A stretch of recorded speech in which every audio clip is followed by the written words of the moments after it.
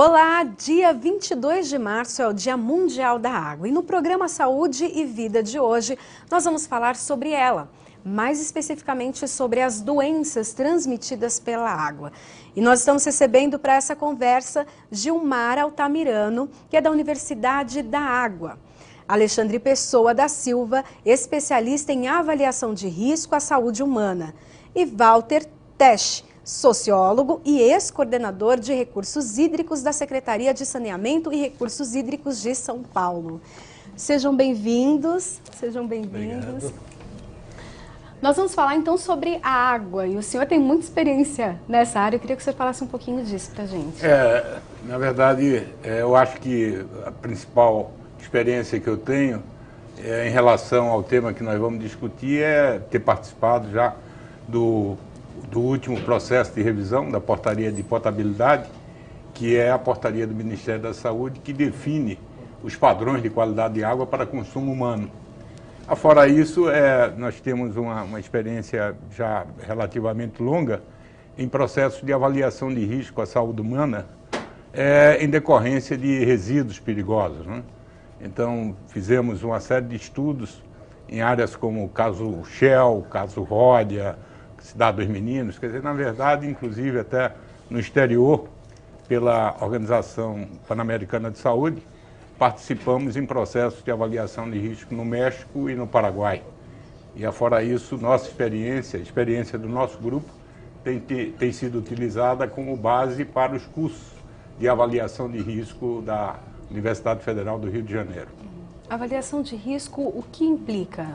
Implica em determinar, principalmente para as populações de entorno, de algumas situações de emissões de substâncias perigosas, como no caso de indústrias que foram fechadas, ou mesmo aquelas que estão atuando ainda, mas com emissão de grandes quantidades de substâncias tóxicas. Então, existe dentro do ambiente de trabalho toda uma norma e toda uma regulação, inclusive medidas de prevenção, que de uma certa forma protegem ou deveriam proteger os trabalhadores.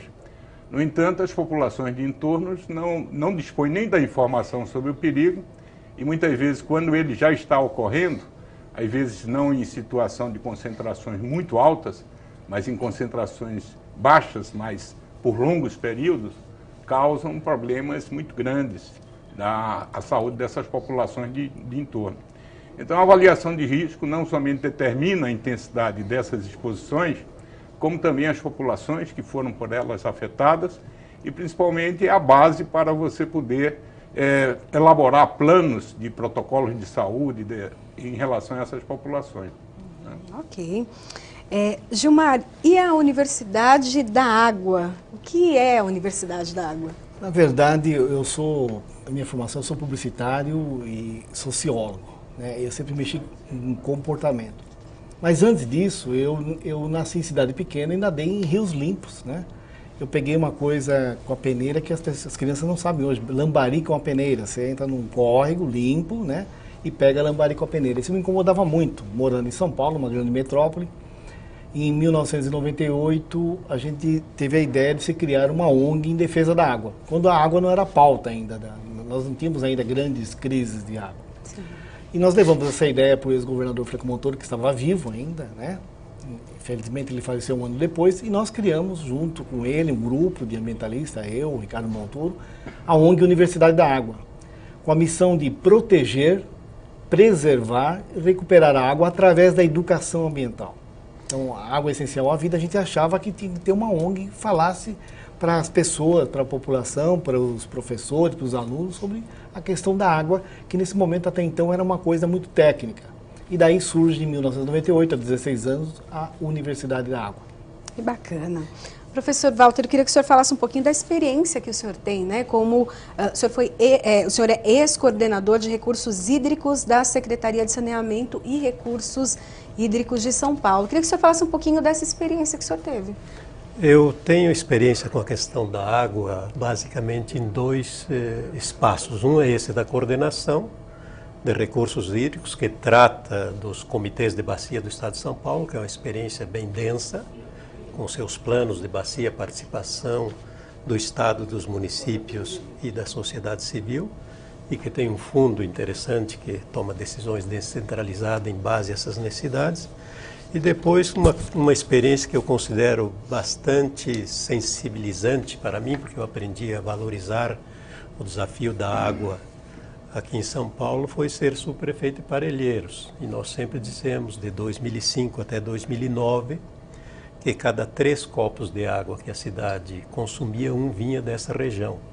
E que a cidade deveria ver a região como um lugar que alimentava os seus 2 reservatórios, que é Biles e Guarapiranga, que hoje estão sendo estratégicos. Sim. Mas eu gostaria de saudar e cumprimentar os colegas também participantes nesse tema da saúde e vida, porque nós estamos no marco do fim da década da Água é Vida, declarada pelas Nações Unidas, para sensibilizar sobre o problema. E cada ano tivemos um ano com um nome. O ano passado foi Água e Energia, o ano anterior foi Água e Cooperação, e esse ano é Água e Desenvolvimento Sustentável. E não pode ter saúde nem vida se não tivermos um equilíbrio entre a nossa existência e a natureza. E aí está o grande desafio dos efeitos de saúde, porque nós intervimos na natureza de maneira inadequada. Grandes concentrações em pequenos espaços, intervenções na maneira de funcionar que geram erupções que vão nos impactar. E eu me impressionou muito naquela exposição do Al Gore, que faz muitos anos, que ele faz um gráfico assim, que diz: a 10.000 gerações nós levamos para chegar ao primeiro bilhão. E no tempo da minha vida, nós passamos de 3 bilhões para 7, já estão projetando para 9 bilhões em 2030. Então, imagine os impactos que nós vamos ter com essa situação.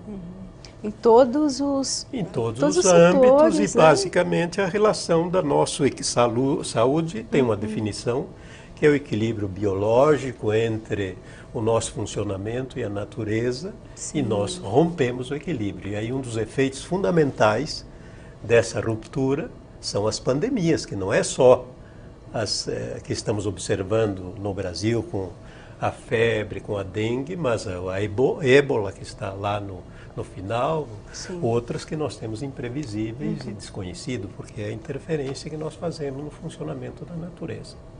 Bom, e nós estamos passando por um momento, principalmente em São Paulo, mas isso que afeta todo o país, a questão da escassez de água, por um lado, né, água potável, todo o medo que nós tivemos de ficar realmente sem água, mas também ao inverso, o excesso de água, e daí a gente vê que a consequência são as enchentes e mais doenças, né? A gente tem algumas imagens das enchentes, né?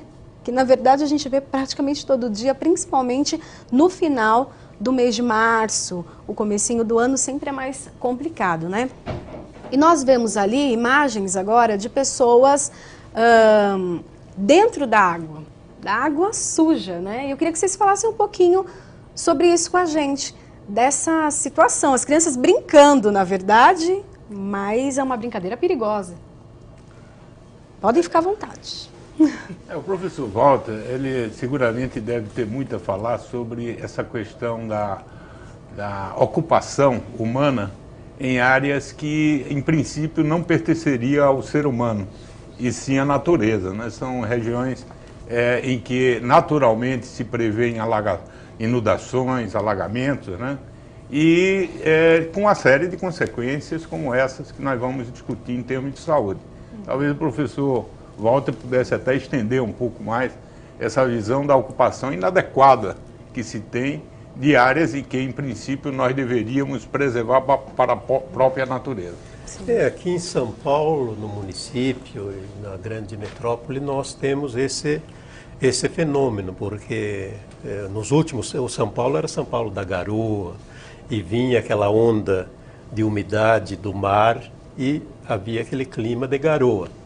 esse São Paulo da Garoa e essa onda foi recuando, por isso nós dizíamos lá em Parelheiros, o pessoal dizia que o cavalo branco aparece quando aparecia aquelas neblina, mas essa neblina vai sendo arrinconada nas escarpas da divisa de São Paulo com Itanhaém e na Serra do Mar, porque nós ocupamos todas essas áreas. Nós temos mais de 3.500 córregos canalizados aqui no município de São Paulo. Então esse é um desafio. Então as cheias que vem, ela vem, como disse o colega, vem ocupar o lugar que ela estava, como a questão do Tietê. Aí ele foi estreitando a retificação do Rio Pinheiro, porque ele tinha um serpenteado que permitia demorar o escoamento. Hoje, quando chove lá em Salesópolis, em 30 minutos a água chega aqui embaixo. Antes demorava 2, 3 dias, ou muitas horas para chegar. Então, esse provoca a situação. Esse é um fenômeno ligado a essa problemática da concentração urbana. A maioria das pessoas hoje e a estimação é 10% das pessoas só nas áreas rurais, o resto tudo concentrado em grandes urbes, e a nossa é excepcional, né? Então nós somos os responsáveis por isso coletivamente, eu creio. Então, mas como nós chegamos a isso, né? Por que nós chegamos a essa situação? Tudo bem, há um aumento exponencial da população, mas a nossa cultura higienista, que isso vem lá, chamada cultura higienista belga, nós não queremos esgoto perto da gente. Então, houve a ocupação das suas várzeas por 2 fatores. Um, para afastamento dos dejetos humanos. Então, quanto mais se você não tem canalização de esgoto, a gente utilizou o rio. O rio, como o Walter disse, nós temos aí 3.500 municípios, rios, mais ou menos, córregos. De córregos, de rios, etc. Então, a cultura higienista que veio para o Brasil, ela utilizou o córrego ou o rio para afastamento do esgoto. E quando você joga tudo, concentra, a população vai crescendo, você concentra aqueles dejetos num córrego pequeno, isso cheira mal. O senhor deve saber um pouco mais sobre isso. Então aquilo atrai vetores, né? Ratos, mau cheiros. Então a própria população dizia assim, vamos tapar o rio, né? Vamos esconder o rio. Por outro lado, na década de 30, o prefeito Prestes Maia, ele foi até visitando outras metrópoles, da Paris, outras cidades europeias, ele percebeu o seguinte, que tem que planejar a cidade do ponto de vista de transporte. Então, uma matriz, você mexe não só com a questão da água, mas mexe com toda a vida da cidade. E ele criou o plano de avenidas. O que é? A retificação. Ele viu que retificando os rios, como por exemplo o Rio Pinheiros, que o Walter citou, que era serpenteado, a natureza é sábia. Depois a gente pode explicar por que ele é serpenteado, né? De repente, essa várzea, que deveria ficar livre, como o professor Alexandre falou, ela começou a ser ocupada também por vias de transporte. E o rio ficou enquadrado. Só que quando chove, quando há um volume de concentração de água, primeiro o rio corre muito rápido, né? Serpenteadamente, quando tinha várzea, ele se acomoda, então ele se expande. Quando você corrige o rio, e a engenharia fez isso muito bem, a água corre. Quando você impermeabiliza a cidade, ela corre mais ainda. E o resultado é que as enchentes acontecem. Além disso, o seguinte, como a população não tem não há um planejamento adequado de assentamento, o volume é muito grande, muita migração, né? São Paulo é pujante, atrai realmente imigrantes, elas precisam viver, precisam morar. Como não há um planejamento de assentamento, elas ocupam as áreas que são mais fáceis de ocupar. Walter sofreu muito com isso lá em Parelheiros.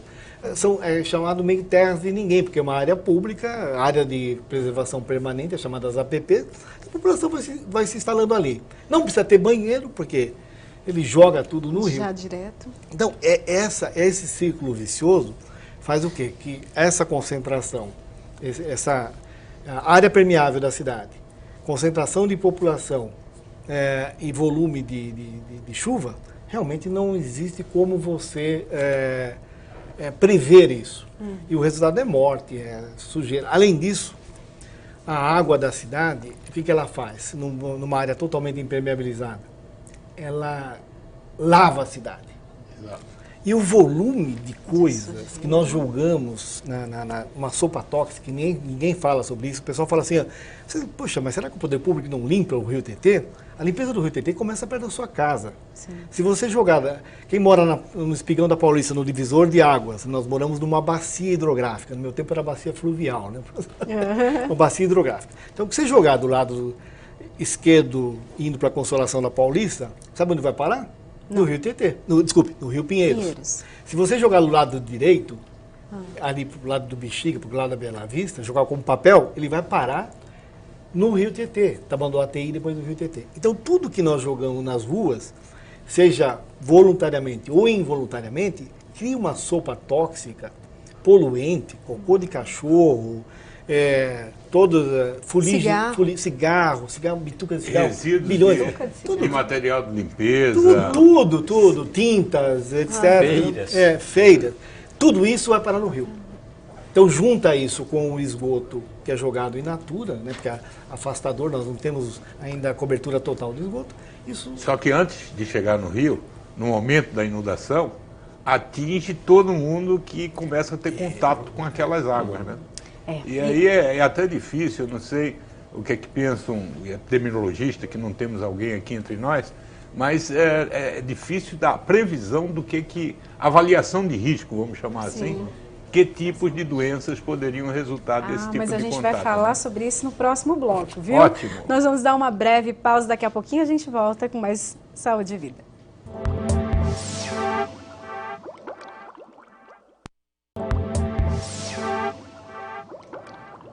E de volta aqui no programa Saúde e Vida, nós estamos falando sobre as doenças que são transmitidas pela água. Nós estamos recebendo 3 especialistas aqui, já tivemos uma conversa bem interessante no primeiro bloco, mas agora eu queria chamar uma entrevista que nós gravamos com a doutora Ana Freitas, ela é médica sanitarista do Hospital Emílio Ribas. Porque a gente vê tanto essa questão das pessoas nas enchentes, ou porque se envolveram, foram pegas de surpresa, ou algumas crianças, inclusive, brincando nela, os riscos que a gente tem no contato com essa água. Pode rodar. Essas doenças são bem amplas, desde aquelas doenças que você, ao se ingerir águas contaminadas, aí sim, por exemplo, águas que não são tratadas, né, adequadamente, você pode adquirir doenças pela ingestão de água. Por exemplo, a hepatite A, diarreias também você pode. A própria poliomielite, que já foi erradicada, também é transmitida pela água, né, que hoje não temos nas Américas. Mas há também algumas doenças que você se contamina ou se adoece pelo contato com água.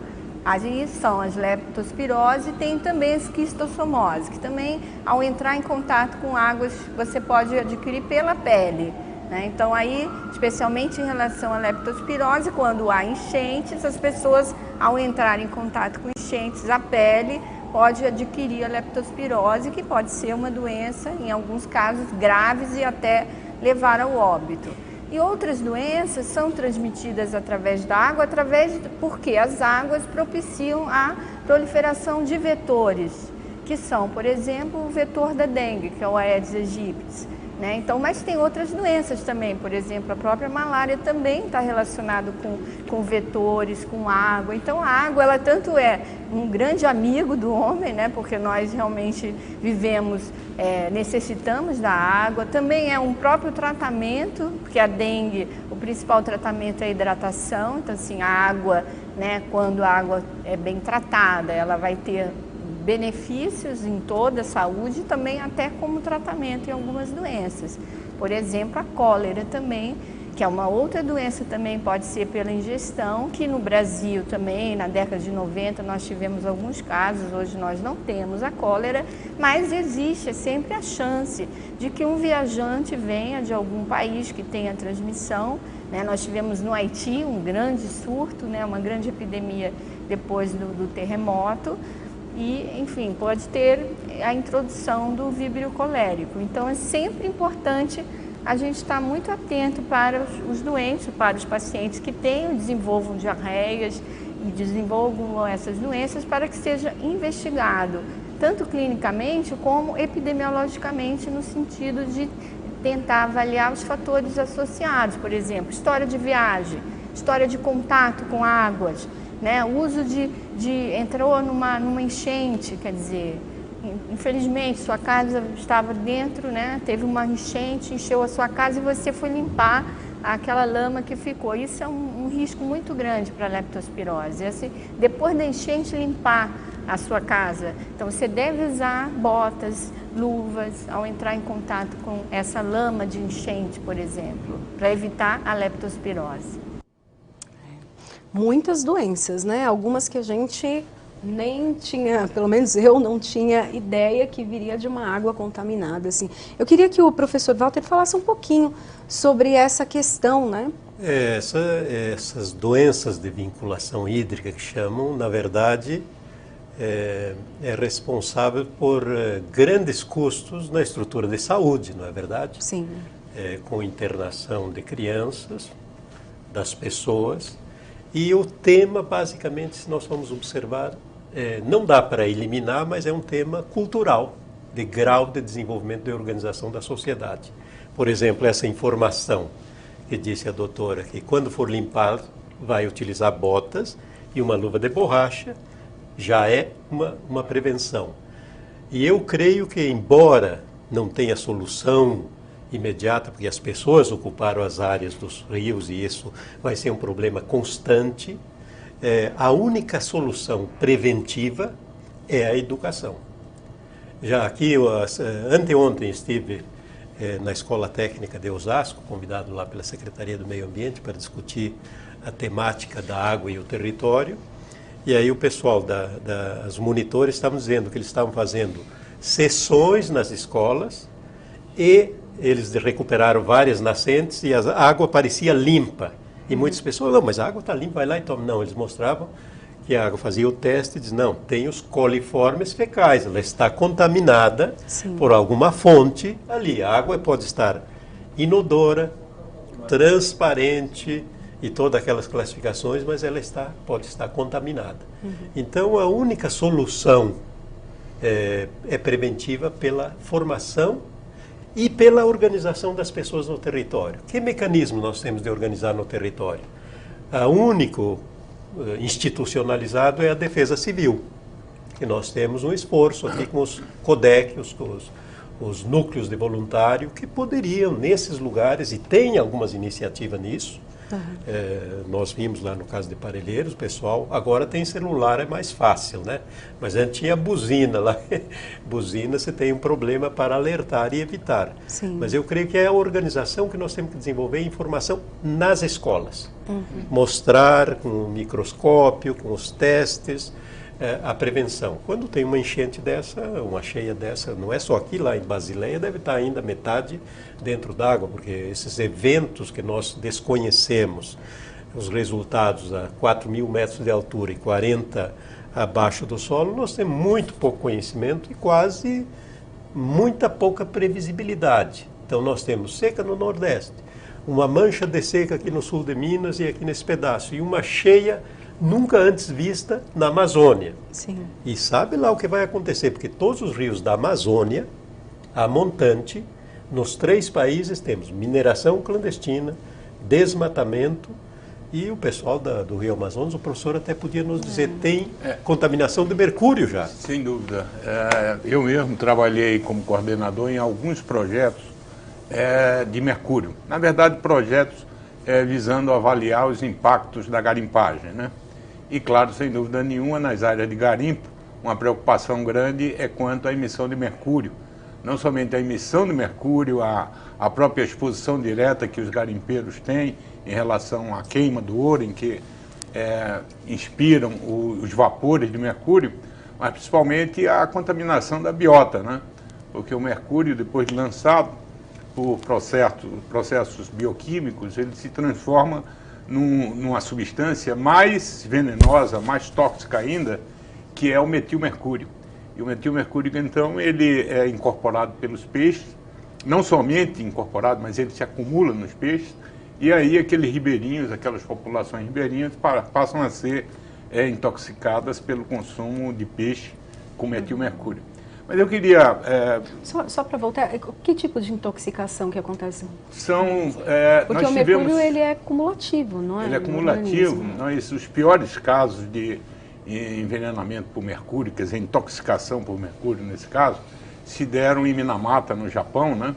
E também houve casos no Iraque, o consumo de sementes que foram tratadas com sais mercuriais e depois essas sementes foram distribuídas numa determinada época em que houve grande seca, havia escassez de alimentos e as populações comeram essas sementes como se fossem cereais e houve uma grande intoxicação. Mas a pior foi a de Minamata, no Japão, em que uma fábrica química fez uma grande emissão de mercúrio nos seus efluentes, na forma de sais, de cloretos, etc. E na Baía de Minamata, esse mercúrio foi então modificado química e biologicamente, participação de micro-organismos, e contaminou todo o pescado de Minamata. E é uma história incrível, quer dizer, eu acho que o tema hoje não é esse aqui, mas inicialmente atacou os animais de menor porte. Sim. Então os pássaros voavam como se fossem kamikazes e se jogavam contra os rochedos. Sim. Então o pessoal achava aquilo estranho e tal, mas passou. Daqui a pouco começaram os gatos a pular que nem loucos, como se estivessem no ritual de uma dança Sim. qualquer, e saíam pulando, pulando, pulando e também se jogavam do penhasco. E por último, começa até pela quantidade e relação corpo tóxico, começar a aparecer os sintomas nos humanos, né? Sim. Que são problemas neurológicos seríssimos, a maioria deles praticamente sem nenhum tipo de retorno, sem nenhum tipo de tratamento, em que as pessoas tremem, que perdem totalmente a noção de equilíbrio e têm sintomas neurológicos mais graves. Eu queria lançar uma questão, voltando para o nosso tema específico. Nós tivemos agora, recente, nos dias 16 a 18 de março, em Brasília, o primeiro Congresso Internacional de Plano de Segurança da Água. Então, é uma ferramenta que foi originalmente lançada pela Organização Mundial de Saúde em 2004, 2005, e passa a entender o problema do abastecimento de água para consumo humano, não somente dentro da própria companhia de tratamento da água, Sim. mas tendo uma visão mais ampla, justamente mostrando que a única forma de garantir que tenhamos água na quantidade e na qualidade que nós necessitamos seria ver o problema desde as nascentes, desde a área de captação, até mesmo depois da companhia, quer dizer, toda a área de distribuição. Então, foi um congresso, foi o primeiro, né, o primeiro congresso internacional que houve sobre isso, e tiveram várias apresentações, nós debatemos muito. Eu fiquei impressionado, por exemplo, com a questão dos contaminantes emergentes, que nós falamos disso tudo aqui, falamos dos vírus, das bactérias, das possíveis doenças de vinculação hídrica, mas por micro-organismos. E alguns dos palestrantes começaram a falar sobre o tema dos contaminantes emergentes, que são, por exemplo, os resíduos de fármacos que nós usamos nas nossas casas e terminam indo para algum tipo de lixo e por algum processo de lixiviação acaba atingindo também os recursos hídricos, né? Tanto os superficiais como os subterrâneos. E que os japoneses, os colegas japoneses mostraram uma série de resultados que eles fizeram em lagos, etc., mostrando que a presença em concentrações que para nós até bem pouco era quase impensável de se determinar, que nós não tínhamos os meios analíticos para chegar a quantidades de ppts, parto por trilhão, mas que hoje em dia a analítica evoluiu muito. Então, observaram que concentrações muito baixas de hormônios, por exemplo, e de outros fármacos, criavam uma situação em que não havia mais reprodução dos peixes em determinados lagos, né? E a mensagem desses colegas para nós foi que, atualmente, todos os conhecimentos disponíveis diz que esses contaminantes emergentes estão atuando de uma forma muito fatal até sobre os organismos aquáticos, mas que, a continuar, nós devemos pensar em termos de qualidade da água, que é o tema aqui, e saúde, devemos pensar nisso como uma ameaça para nós, num futuro que talvez não esteja nem tão longe. Né? Então, esse campo aí, professor, o Conselho Nacional de Recursos Hídricos lançou uma diretriz pedindo às universidades, os institutos, que estudem esses micropoluentes. E aqui nós temos, trabalhando o pessoal da CETESB com projetos sobre os efeitos da utilização de fertilizantes agrícolas, de produtos para a agricultura. E tem estudos da FAPESP sobre o mar, porque estão indo para o mar e afetando a flora, a fauna, os camarões que a gente come. Porque é um ciclo, né? Não somos só nós os afetados, mas tanto os animais quanto aquilo que depois volta para a gente. Está sendo um indicador para nós. Sim. Olha, Sim. Nós, os organismos aquáticos, isso já está nos dizimando. E nós estamos na cadeia alimentar lá em cima. Agora, só concluindo sobre isso, nós participamos também, e justamente paralelamente ao Congresso, nós nos reunimos, né, os componentes do grupo técnico, assessor do Ministério da Saúde, para fazer a primeira reunião da revisão da portaria 2914, que é a atual portaria de potabilidade. Entre outras coisas, professor, nós temos uma série de pesquisas encomendadas a vários órgãos, principalmente a nossa academia, em relação aos contaminantes emergentes. Então, várias universidades, centros de pesquisa, contratados pelo Ministério da Saúde, especificamente para subsidiar as nossas decisões em relação à revisão da portaria, estão fazendo levantamentos sobre esse aspecto que eu acho bastante preocupante. Quer dizer, que bom, uma ótima notícia, no plano nacional, né, professor, a gente observa o seguinte, quer dizer, há essa preocupação, que é uma preocupação avançada de organização social e tecnologia com os micropoluentes, mas ainda temos um déficit enorme de água tratada. A gente viu agora na crise de água no Nordeste, o Estado pagando caminhões-pipa e eles indo recolher essa água em lagos que, pelo amor de Deus, eu acho que nem animal tomaria aquela água. E isso é uma regra. É o programa Caminhão Pipa. Bom, nós vamos fazer um rápido intervalo, porque a conversa aqui já começou, né? Tá pegando um corpo gostoso aqui. Bom, a gente vai dar um rápido intervalo, daqui a pouquinho a gente volta com mais o programa Saúde e Vida.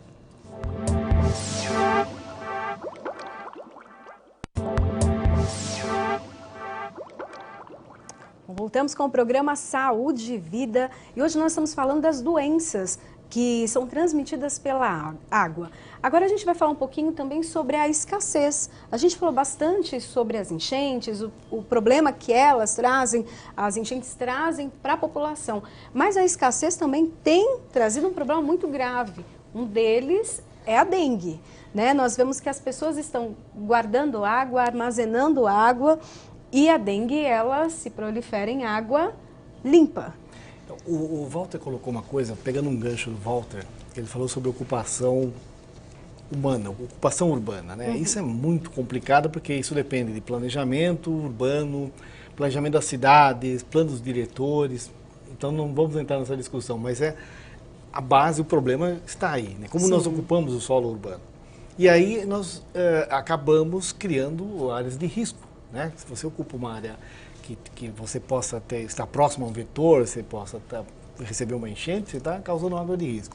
E o Walter falou uma coisa importante, que no momento de crise, de escassez e tal, é a gestão da demanda, como é que as pessoas se comportam em relação à gestão da demanda. Eu participei de um seminário há alguns anos de várias concessionárias de abastecimento de água aqui da América Latina, incluindo, acho que era liderada pela própria Sabesp, junto com o Banco Mundial, que o Banco Mundial, a discussão era a seguinte: nós investimos muito em obras, não o suficiente, né, mas se investe bilhões de dólares, bilhões de euros, reais, em obras, isso financiamento do próprio Banco Mundial, mas não ensinamos as pessoas a usar a obra. Esse é um dos fatores que, num momento de crise como esse, se tivéssemos mais preparados para a situação, que ela foi meio imprevisível, reduziria o risco à saúde humana e realmente ao desabastecimento. Eu vou dar um exemplo dessa questão comportamental. O professor Paganini, que é da USP, que ele cuida da educação ambiental, me contou uma história muito rápida, que na década de 70, ele fazia parte como estudante de engenharia do projeto Rondon. Então o projeto Rondon ia para os sertões, né? E resolver questões como saneamento, por exemplo, que não existia. Então ele chegou no sertão, acho que sertão da Bahia, e não tinha banheiro, né? As pessoas faziam suas necessidades no mato, nas moitas. Ainda se acontece isso muito, acho que nesse Brasil, em alguns sertões. O professor Alexandre pode falar sobre isso. E a forma de subsistência dessa população, dessa comunidade, era a criação de galinhas.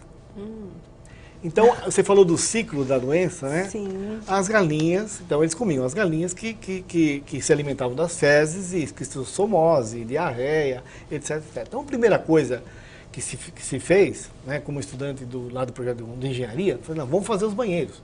E instalou as casinhas brancas no fundo das casas, no quintal das casas. Passou um mês depois, queriam fazer uma avaliação e voltaram à comunidade. Então, bateram na porta de uma das casas e falaram, Dona Maria, e está usando a casinha branca? Vamos lá ver como é que é. Foram, abriu a porta, tinha o que dentro? Galinha? Galinha, claro. Era mais importante proteger a galinha do que usar, que não sabiam usar o banheiro. Entendi. Então passa a ser um problema assim, de gestão da demanda, no sentido tanto de dessedentamento, de abastecimento humano.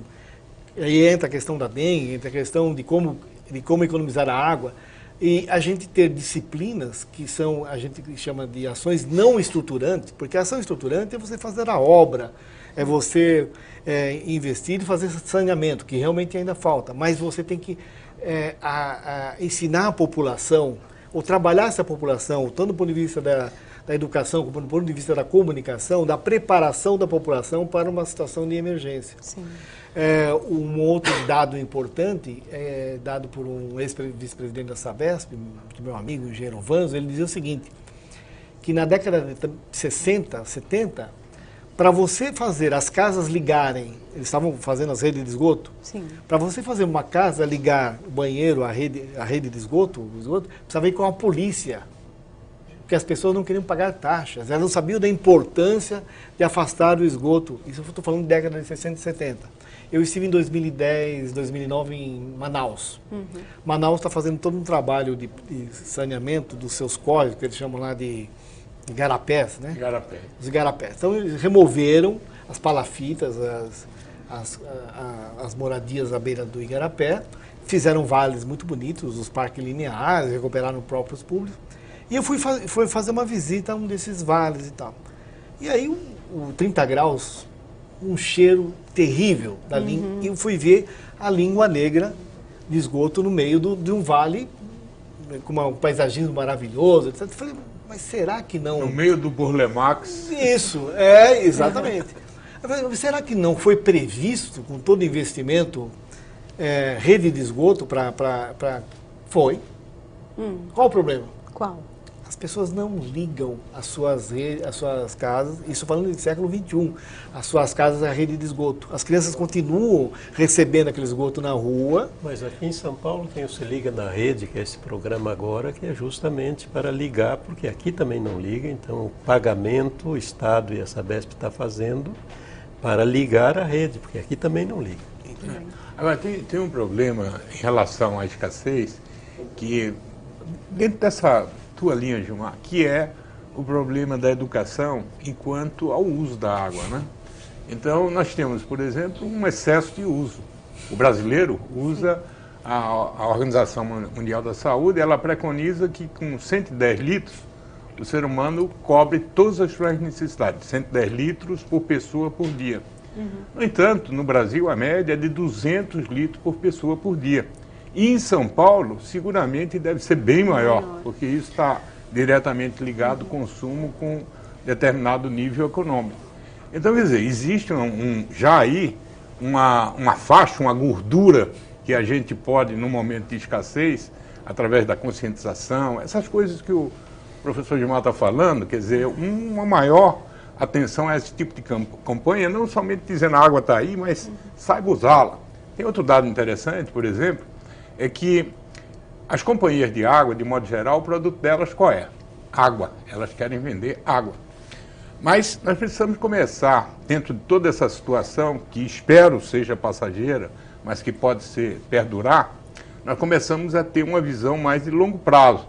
Então, por exemplo, a questão da utilização da água, que 50% da água tratada, que é cara para tratar, etc., ela não é utilizada para fins de potabilidade. Então, 30% a 35% é utilizada na descarga sanitária. Até mais. Não, isso depende. Eu olhei em vários países.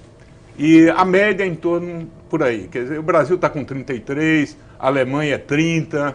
Então, se você olhar para o país, mas você tem outros usos em que não necessitaria da água potável. Você tem a limpeza predial, você tem a jardinagem.